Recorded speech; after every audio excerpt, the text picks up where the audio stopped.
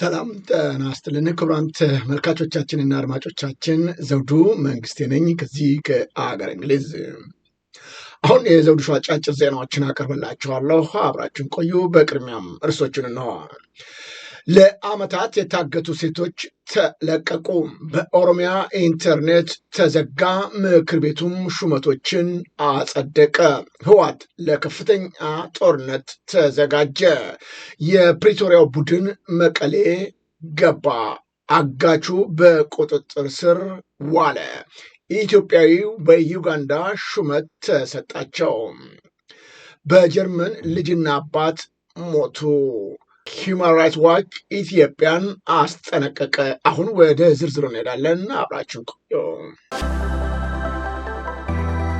ለዘመናት ታግተው የነበሩ የአማራ ሴቶች ተለቀቁ። የአማራ ፋኖ ብሔራዊ ንቅናቄ ሊቀመንበር አርበኛ ዘመነ ካሴ በተሳተፈበት ውይይት ለአመታት በታጣቂዎች ታግተው የነበሩ ሴቶች ማስለቀቅ መቻሉ ነው የተገለጸው። በመተከል ቀጠና በተለያዩ ጊዜ በነበሩ አገዛዙ በፈጠራቸው ግጭቶች ምክንያት በርካታ አማራዎች ሲፈናቀሉ፣ ሲጨፈጨፉና ሲታገቱ የቆዩ መሆኑ ይታወቃል። ሊቀመንበሩ በቀጠናው ካሉ ታጣቂዎች ጋር ባደረጉት ውይይት ነው ባለፉት ዓመታት በተከታታይ በተከሰቱ በእነዚህ ግጭቶች አጋጣሚ እስከ 14 ዓመት ድረስ ታግተው የቆዩ 10 ያህል ሴት ወጣቶችን ለማስለቀቅ መቻሉ የተገለጸው። በቀጠናው ከሚንቀሳቀሱ የታጠቁ ኃይሎች ጋር ቀናት የወሰደ ውይይት ያደረጉት አርበኛ ዘመነ ካሴ እህቶቻችን ከታገቱበት ቦታ ተረክበው ወደ መኖሪያ አካባቢያቸው ሸኝተዋቸዋል። በዕለቱም አርበኛ ዘመነ ካሴ ተከታዩን መልእክትም አስተላልፈዋል። እኛ አማራዎች ሰዎች ከሚፈጥረው የፖለቲካ ክፋት ጸረ አማራ ርዕዮት ጋር እንጂ ከሰው ልጆች ጋር ጸብ የለንም። ሰው ክቡር ነው። ርዕዮታችን የሚቀዳውም ከዚህ ያስተሳሰብ ባህሪ ነው። እናም ማንም ህዝብ ወገናችን ነው፣ በዚህ ጉዳይ የጉሙዝ ህዝብም ጨምሮ። ስለዚህ በመተከል በጉሙዝ የአማራ ህዝብ መካከል፣ በሽናሻ የአማራ ህዝብ መካከል፣ በቤኒሻንጉልና የአማራ ህዝብ መካከል መገዳደልን ሊዘራ የሚሞክር የረጅም ጊዜ ጠላት አስተሳሰብ እየነቀል ነው። በቦታው ፍቅርና አክብሮትን እየተከል ነው። በዚህም የተነሳ ከድርጅቶች ጋር ጥሩ መቀራረብም ፈጥረናል ሲሉ ተናግረዋል። በመሆኑም በተለያዩ ጊዜያት የተነሱ ግጭቶችን ምክንያት በጉሙዝ ኃይሎች ከስራ ቦታቸው እየተያዙ እስከ 4 ዓመት ታግተው የቆዩ 10 የአማራ ልጆች ማስመለስ ችለናል። በዚህም ወቅት እህቶቻችን ተረክበን ወደ ቤተሰቦቻቸው እየላክን እንገኛለን። ሌሎቹንም እንደዚሁ በማስለቀቅ ስራዎቻችንን እንደምንሰራ ሊታወቅ ይገባል ሲሉ የገለጹት አርበኛ ዘመነ ካሴ የአማራ ፋኖ ብሔራዊ ንቅናቄ የተለያየ ማንነት ካላቸው ኃይሎች ጋር የሚደረገውን የአጋርነትና የትብብር ስራ አጠናክሮ የሚቀጥል ሲሆን በዚህ ረገድ ድርጅታችን በኢትዮጵያ ህልውና፣ በህዝባችን አብሮነትና በአገዛዙ የጋራ ጠላትነት ላይ የተመሰረተ ተጨባጭ ስራዎችን አጠናክሮ የሚሰራ ይሆናል ሲሉም ነው የገለጹት።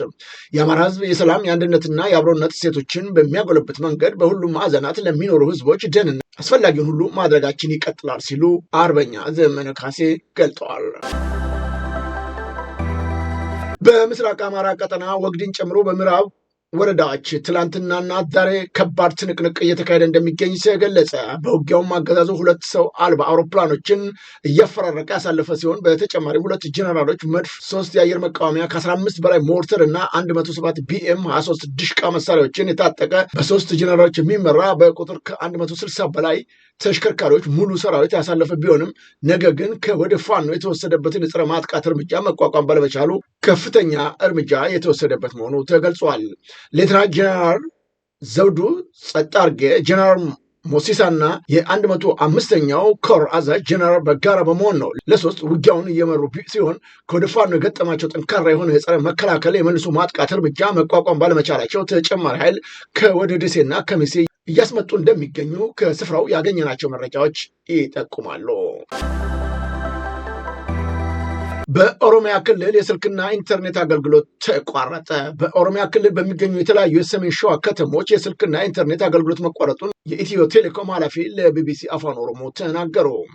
ቢቢሲ ያነጋገራቸው በደገም፣ ኩዮ፣ ሂዳቡ፣ አቦቴና ዋራ ጃርሶ የሚኖሩ ግለሰቦች የስልክና የኢንተርኔት አገልግሎት የተቋረጠው ካለፈው ወር ጀምሮ መሆኑን አስረድተዋል። ቢቢሲ በኩዩ እና ዋራ ጃርሶ ወረዳዎች እንዲሁም በሂዳቡ አቦቴ ወደሚገኙ ነዋሪዎችም በመደወል ሰዎችን ለማግኘት ተደጋጋሚ ሙከራ ቢያደርግም የስልክ አገልግሎት እየሰራ አለመሆኑን አረጋግጧል።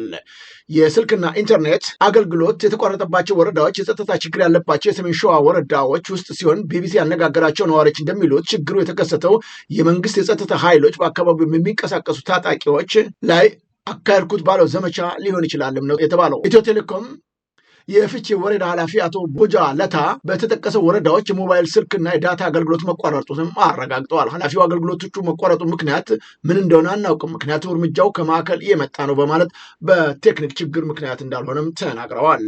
የሰሜን ሸዋ በተለይም የስልክ አገልግሎቱ አሁን የተቋረጠባቸው ወረዳዎች መንግስት ሸኔ የሚለውን የኦሮሚያ ነጻነት ሰራዊት ታጣቂዎች በተለያዩ ጊዜያት ጥቃት የሚፈጽምባቸው መሆኑ ተገልጿል።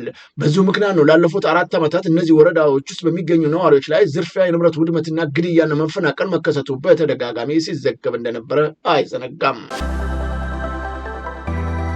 ህወሓት ለሌላ ከፍተኛ ጦርነት መዘጋጀቱ ተገለጸ። የሚወጡት የጦርነት ዝግጅቶች መረጃዎች እንደሚያመለክቱት ከሆነ ቀጣዩን ጊዜ ፈታኝ ያደርጉታልም ተብለዋል።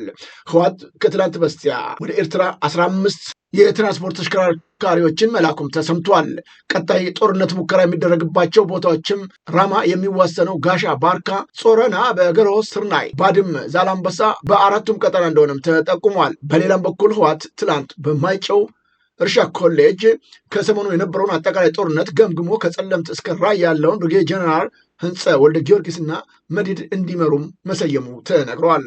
የፌዴራል መንግስት ወስኗል፣ እኛም መቀጠል አለብን። አሰላለፍም በተመለከተ አርሚ 4 ቀጥታ ጥቁር አስፓልት አላማጣ፣ ዋጃ፣ ቆቦ ግራና ቀኝ ኮረብታማ ቦታዎችን ያካተተ ተደራቢ 31 አርሚ ትሆናለች። በራያ ጨርጨር አርሚ 43 ከዋጅራት እስከ አባዓላ አርሚ 44 እና 22 ይሸፍናሉ በሚል ስምሪት መሰጠቱን ከአካባቢው የወጡት መረጃዎች ይጠቁማሉ።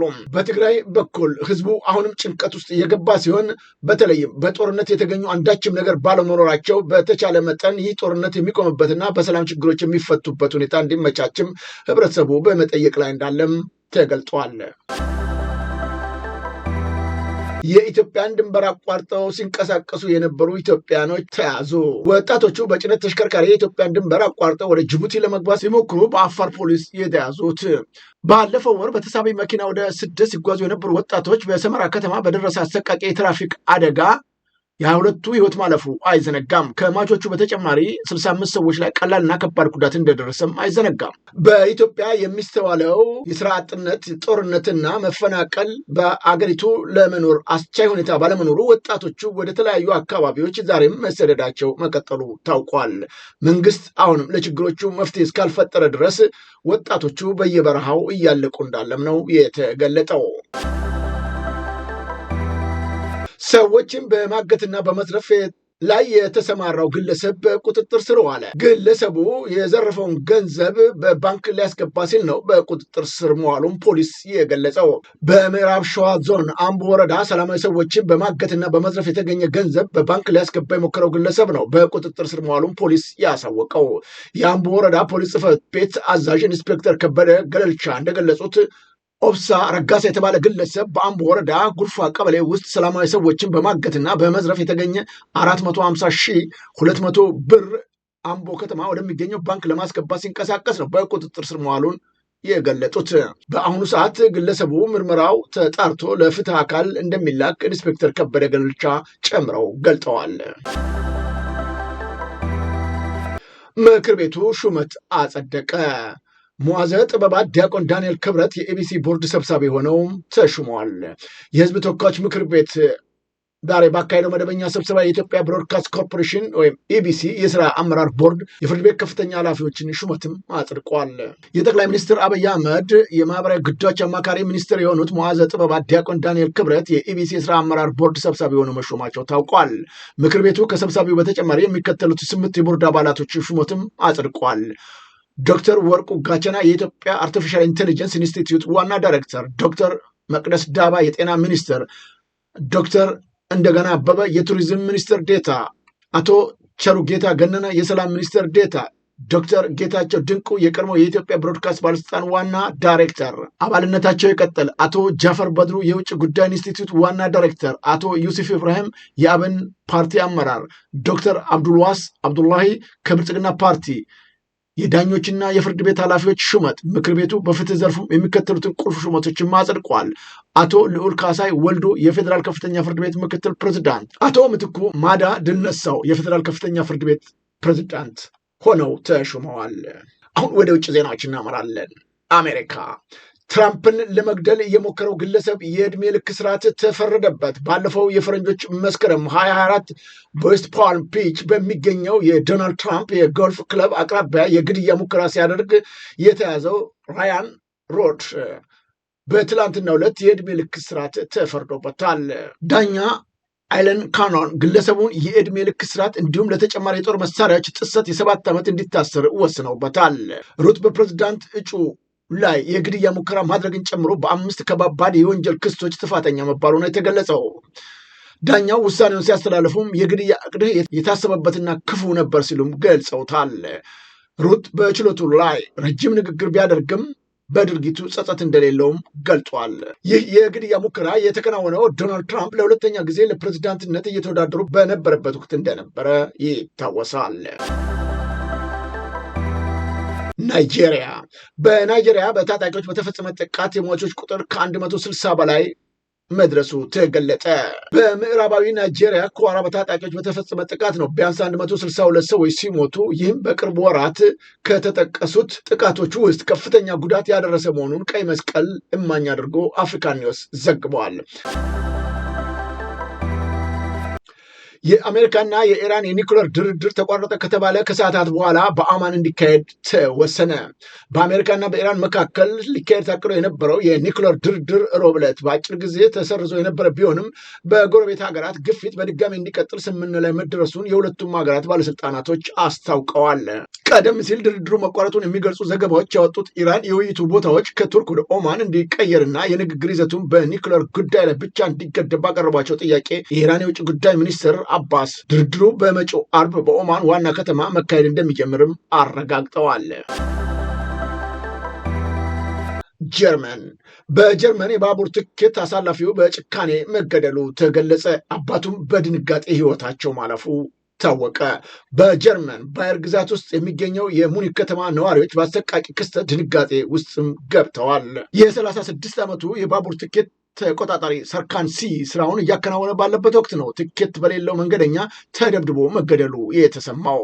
ሰርካን ሲ በባቡር ውስጥ መደበኛ ትኬት ፍተሻ እያደረገ ባለበት ወቅት ነው ትኬት ያልቆረጠው አንድ ግለሰብ ፍተሻውን በመቃወም ጥቃት ሰንዝሮበታል። በደረሰበትም ከባድ ድብደባ ምክንያት ሰርካን ሕይወቱ ሊያልፍ መቻሉ ተገልጿል። ሟቹ ባልደረቦቹና በጓደኞቹ ዘንድ ተወዳጅ፣ ሰላማዊ፣ ለስራው ታማኝ የነበረ የቤተሰብ መጋቢም ነበር ተብሏል። የልጃቸውን መገደል የሰሙት የሰርካን አባትም በደረሰባቸው ከፍተኛ ድንጋጤ በልብ ድካም ተዝለፍልፈው ወድቀው በሚያሳዝን ሁኔታ እርሳቸውም ሕይወታቸው ማለፉ ነው የተረጋገጠው። በአሁኑ ወቅት ቤተሰብ በአንድ ቀን 2 የምሰሱ ሰዎችን በማጣቱ ከፍተኛ ሐዘን ላይ እንደሚገኝም ተገልጧል። የፕሪቶሪያው ቋሚ የተኩስ አቁም ስምምነት ክትትል ቡድን መቀሌ ገባ። የአፍሪካ ህብረት በክትትል ማረጋገጫና ተገዥነት ሂደት ስር የተውጣጡ ከፍተኛ ባለሙያዎች ቡድን ነው መቀሌ መግባቱ የተገለጸው። የአፍሪካ ህብረት ኮሚሽን የፖለቲካ የሰላምና የደህንነት ጉዳዮች መምሪያ ፕሪቶሪያዊ የተኩስ አቁም ስምምነት ክትትል ቡድን አባላቶች መቀሌ መድረሳቸውን ተከትሎ ኮሚሽኑ በፌዴራል መንግስትና በህወሓት መካከል የተደረገውን የፕሪቶሪያ ስምምነት ተግባራዊ ለማድረግ ከፍተኛ ባለሙያዎች በክትትል ላይ ይገኛሉ ሲልም ገልጿል። ወሳኝ ሚና እንዳላቸው ሊታወቅ ይገባልም ብሏል። አባላቱ የጊዜያዊ አስተዳደሩን ፈቃድ ካገኙ በኋላ ነው ወደ መቀሌ እንደገና የተሰማሩትም ተብሏል። ዩጋንዳ ኢትዮጵያዊው በዩጋንዳ ሹመት ተሰጣቸው። የቀድሞው የኢትዮጵያ አየር መንገድ የቦርድ ሊቀመንበር ግርማ ዋቄ የዩጋንዳው አየር መንገድ ዋና ስራ አስፈጻሚ ሆነው መሾማቸውን አንድ ከፍተኛ የሀገሪቱ ባለስልጣን ገለጹ። አቶ ግርማ አየር መንገዱን እንዲመሩ መሾማቸውን የተገለጸው ትላንትና የዩጋንዳው ፕሬዝዳንት ዮዌሪ ሙሴቬኒ ጋር ከተገናኙ በኋላ ነው። ሙሴቬኒ በዩጋንዳ ብሔራዊ ቤተመንግስት ከአቶ ግርማ ጋር ትላንትና ሲገናኙ የአየር ትራንስፖርቱን በተመለከተ መነጋገራቸውንም ገልጸዋል። የዩጋንዳው የወጣቶችና የህፃናት ጉዳዮች ሚኒስትር ባላም ባሮም በተረጋገጠ ኤክስ ገጻቸው ባሰፈሩት መልእክትም ፕሬዚዳንት ሙሴቬኒ አቶ ግርማ ዩጋንዳውን አየር መንገድ ዋና ስራ አስፈጻሚ አድርገው እንደሾሟቸው አስታውቀዋል። ሚኒስትሩ በመልእክታቸው አቶ ግርማ የተሾሙት የፕሬዚዳንቱ ልጅ እና የዩጋንዳ ጦር አዛዥ በሆኑት ሞዚ ካይኔሩጋባ ጥቆማ እንደሆነም ገልጠዋል። የዩጋንዳው አየር መንገድ እስካሁን ድረስ በይፋ ያለው ነገር የለም። አቶ ግርማም ለዩጋንዳው አየር መንገድ አዲስ ዋና ስራ አስፈጻሚ እስኪሾም ድረስ ባለው የሽግግር ጊዜ ተቋሙን ይመራሉ ተብሎ እንደሚጠበቅም የሀገሪቱ መገናኛ ብዙሃንም ዘግበዋል። የዩጋንዳው አየር መንገድ ዋና ስራ አስፈጻሚ የነበሩት ጄኒፈር ከኃላፊነታቸው የለቀቁት በዚህ ሳምንት እንደሆነም ታውቋል። የ82 ዓመቱ አቶ ግርማ የኢትዮጵያ አየር መንገድ በተለያዩ ኃላፊነቶችም አገልግለዋል። ከመጋቢት 2014 እስከ ሰኔ 2015 የአየር መንገዱን ግሩፕ የቦርድ ሊቀመንበር እንደነበሩም አይዘነጋም። አቶ ግርማ በቦርድ ሊቀመንበርነት የተኳቸው የኢትዮጵያ አየር ኃይል አዛዥ ሌተናል ጀነራል ይልማ መርዳሳ ይታወቃል። ሂውማን ራይትስ ዎች ኢትዮጵያን አስጠነቀቀ። ኢትዮጵያ በትጥቅ ግጭት መባባሷን እና የሲቪክ ምህዳሩን ይበልጥ መጥበቡን ገልጿል። ሂውማን ራይትስ ዋች በ2025 በበርካታ የኢትዮጵያን ክልሎች የትጥቅ ግጭቶች በመቀጠል እና መንግስት የ2018 ምርጫ ከሚደረግባቸው ምርጫ ቀደም ብሎ በገለልተኛ ሚዲያና ሲቪል ማህበራት ላይ የጣለውን ገደብ በማጠናከሩ ምክንያት በኢትዮጵያ ውስጥ ያሉ ሲቪሎች ተደራራቢ የጸጥታና የሰብአዊ መብት ቀውሶች እንዳጋጠማቸው ሂውማን ራይትስ ዋች አስታውቋል። ዓለም አቀፉ የሰብአዊ መብቶች ተሟጋጅ ድርጅት በትላንትናው ዕለት ባወጣው መግለጫ በ2026 የዓለም ዓመታዊ ሪፖርቱ በ2025 በአማራ እና በኦሮሚያ ክልሎች ግጭቶች መቀጠላቸውን፣ በትግራይ ውስጥ ውጥረቱ ጋር ተያይዞ አለመረጋጋት መከሰቱን፣ በፌዴራል መንግስትና በኤርትራ መካከል ያለው ግንኙነት መሻከሩን፣ መንግስት ተቃዋሚዎች ላይ ሰፋ ያለ እርምጃ መውሰዱን፣ በአማራ ክልል በፌዴራል መንግስቱና በፋኖ ታጣቂዎች መካከል ያለው ውጊያም ከ2025 ሙሉ በሙሉ መቀጠሉን፣ በከባድ የሰብአዊ መብት ጥሰት መፈጸማቸውን ሂውማን ራይትስ ዎች አመልክቷል። ክቡራን ተመልካቾቻችንና አድማጮቻችን ለአሁኑ ያቀረብኩላችሁ የዘውዱ ሾው ዜናዎች እነዚህን ይመስሉ ነበረ። በቀጣይ ዝግጅታችን እስከምንገናኝ የዘውዱ ሾው ሚዲያን ሼር፣ ላይክ እና ሰብስክራይብ በማድረግ ወዳጅ ቤተሰቦቻችን እንድትሆኑ ከወዲሁ በማክበር እንጋብዛለን። ከዜናዎቹ ጋር እስካሁን አብሬያቸው የነበርኩትን የዘውዱ መንግስት የነበርኩ። ጤና ይስጥልኝ።